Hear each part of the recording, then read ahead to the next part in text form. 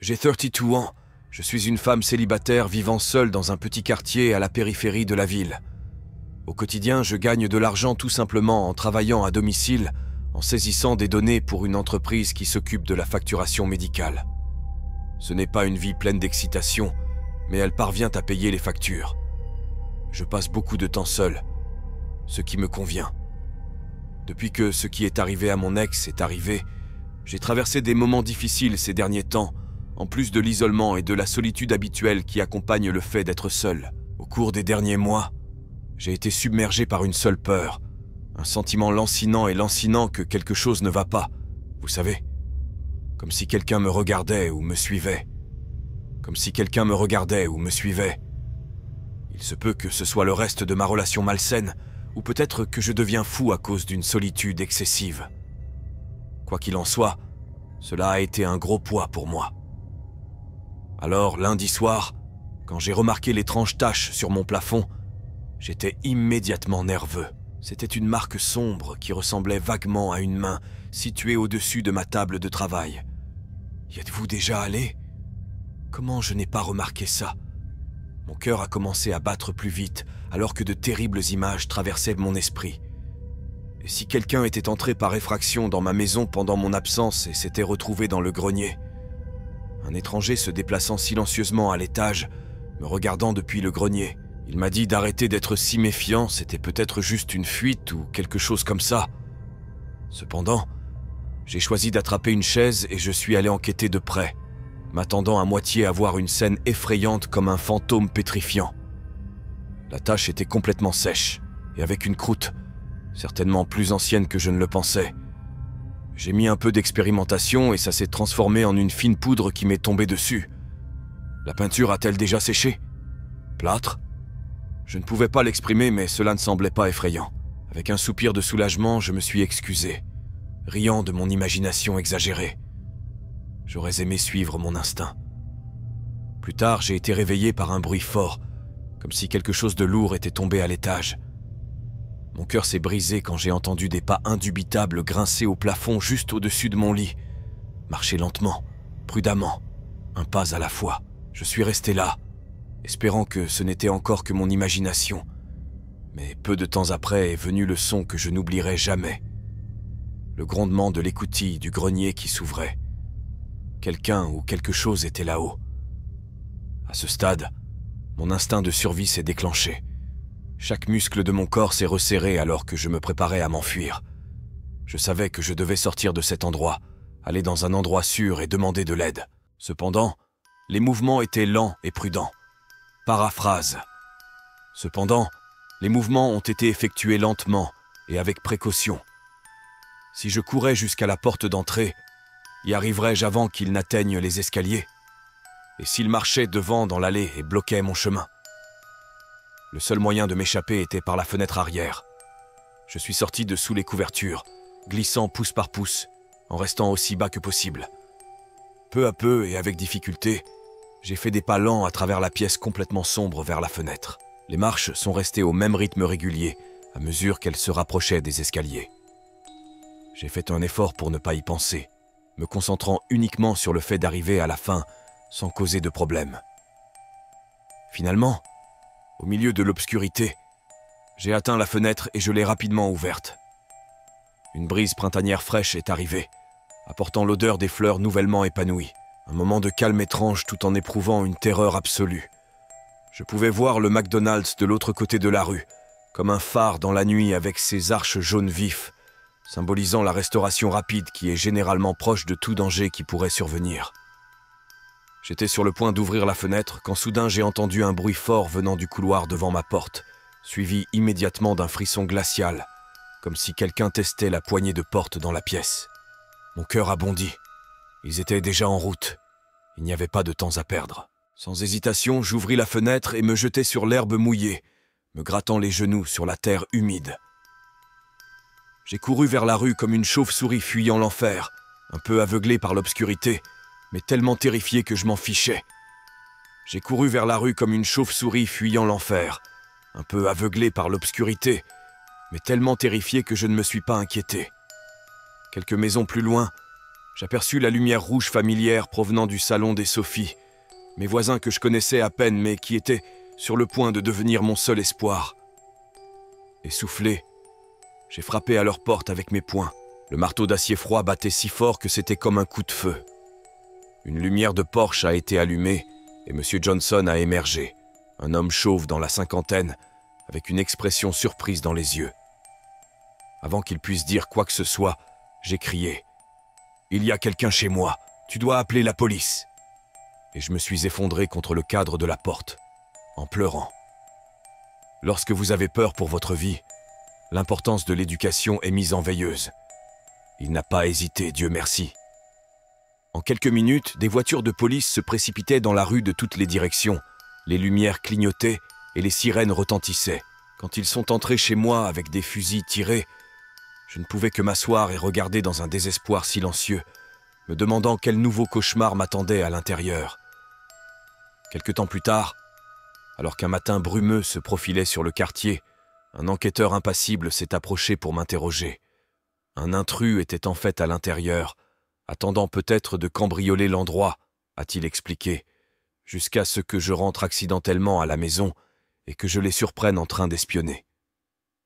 Sur le toit, un couteau de chasse et des gants de travail ont été trouvés, ce qui suggère que la personne surveillait la maison depuis un certain temps. En rentrant chez moi, j'ai parcouru chaque pièce comme dans un état de transe, inspectant chaque petit coin comme pour la première fois. Les sols faisaient-ils toujours ce bruit? Cette marque sur le mur était-elle déjà là? Je ne me sentirais plus jamais à l'aise ici. Le 4e était le dernier. Je me tenais à la porte, loin de l'endroit qui avait été si familier et accueillant juste une nuit auparavant. Maintenant, j'avais l'air de vivre un cauchemar éveillé. Le lit était arrangé, mais d'une manière inconvenante qui me mettait mal à l'aise. Alors qu'il analysait les preuves, tout ce à quoi il pouvait penser était « Et si je n'avais pas remarqué cette étrange marque au plafond? Et si j'étais allé dormir comme d'habitude, sans me rendre compte que quelqu'un était déjà à l'intérieur ?» La pensée m'a fait peur. Ma maison était mon refuge, mon sanctuaire. Mais maintenant, je la sens tachée, envahie, comme si l'intrus m'avait pris quelque chose pour toujours. Lorsque le détective a fini de parler sombrement, j'ai simplement accepté en silence, me sentant hébété, incapable de rassembler plus de force ou d'émotion. J'imaginais des personnages sans visage planant dans l'obscurité, observant ma maison et mes habitudes, attendant une chance de frapper. Avec un frisson, j'ai fermé la porte et me suis retiré sur le canapé, m'enveloppant dans une couverture. À ce moment-là, j'étais sûr qu'il n'y aurait plus de soirée tranquille ici, du moins pas avant longtemps. Récemment, la vie a été compliquée. Le salaire que je gagne au café où je travaille est à peine suffisant pour payer le loyer, et je me sens très seul depuis que ma dernière relation s'est terminée de manière désordonnée. Mais j'ai pu progresser, en traitant les choses un jour à la fois. Je ne savais pas que ma routine monotone allait être complètement perturbée de manière effrayante. C'était un mardi soir comme les autres. Je suis rentré chez moi vers 23h, après la fermeture du magasin. J'avais mal aux pieds parce que je passais toute la journée debout. J'ai enlevé mes chaussures et allumé la télé, prêt à me détendre un peu avant de me coucher. En changeant de chaîne distraitement, un bruit venant de l'extérieur de la porte de l'appartement a attiré mon attention. Au début, je pensais que mon voisin était peut-être en retard, mais ensuite j'ai entendu des voix, 2 voix masculines parlant doucement, ce qui m'a immédiatement rendu nerveux. Je m'approchais tranquillement de la porte et appuyais mon oreille contre elle, essayant d'entendre de quoi ils parlaient. Les voix étaient étouffées, mais je pouvais facilement distinguer les tons agressifs et hostiles. J'ai ressenti un frisson dans le dos lorsque j'ai réalisé avec une certitude maladive que ces personnes n'étaient pas seulement des passants innocents. J'ai dit que ce serait facile, cette stupide fille vit seule.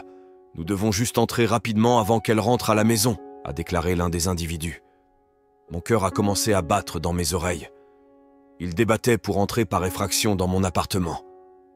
J'ai pu reconnaître le son métallique qui indiquait que quelque chose était forcé contre la serrure de ma porte. J'ai été submergé par la panique quand j'ai réalisé que j'étais enfermé dans la maison avec ces 2 hommes qui essayaient de s'introduire. J'ai vu mon téléphone sur la table basse et j'ai couru frénétiquement vers lui, mes mains tremblant violemment alors que j'appelais la police. J'ai dit rapidement au téléphone J'ai donné mon adresse et j'ai demandé à plusieurs reprises d'envoyer quelqu'un immédiatement. En attendant, je pouvais encore entendre les hommes dehors s'agiter davantage. « Allez, mon frère, je crois que j'ai entendu quelque chose. Entrons et prenons ce que nous pouvons avant cela. » J'ai été interrompu par le bruit de quelque chose qui a été projeté très fort contre ma porte, ce qui a fait que le bois s'est un peu fissuré à l'impact. J'ai pris une profonde inspiration et j'ai mis ma main sur ma bouche pour étouffer le son. Dans le couloir, j'ai entendu le cliquetis des outils et des mouvements agités. « Je pense qu'elle est arrivée. Alors nous devons partir d'ici », a déclaré l'un d'eux.